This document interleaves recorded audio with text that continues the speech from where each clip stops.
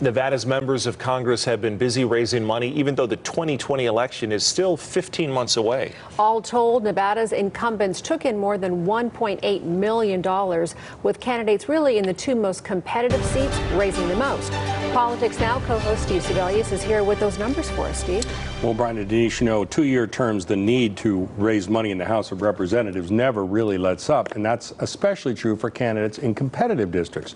In Nevada, that's incumbent Susie Lee in the 3rd District and Stephen Horsford in the 4th. Together, they represent $1.7 million raised thus far for the 2019 and 2020 cycle. Lee represents the toughest district in Nevada, where Democrats outnumber Republicans by just 7,200 active registered voters. The district has swung back and forth between Republicans and Democrats since it was created.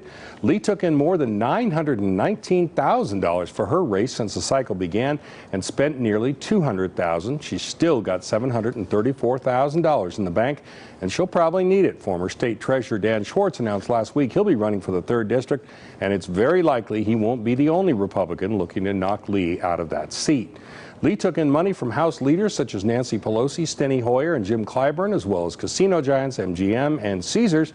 Perhaps oddly for a Democrat, she got $2 grand from Walmart's PAC.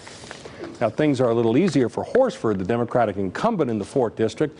He's got a firewall of more than 35,000 Democrats, although his seat has also been represented by a Republican at least once. Horsford brought in nearly $800,000 for his re-election and spent more than $230,000. He's got nearly $600,000 in the bank. So far, he doesn't have a high-profile opponent, but that's sure to change. Horsford got money from House leaders as well, casino companies, and both FedEx and UPS. You know those checks arrived on time. Meanwhile, 2 of Nevada's safest seats showed much slower fundraising. Congresswoman Dina Titus in the 1st District brought in only $118,000 and has just $245,000 on hand. Up north, Congressman Mark Amodei in the comfortable 2nd District raised the least of anybody, just shy of $50,000. He's got about $230,000 in the bank.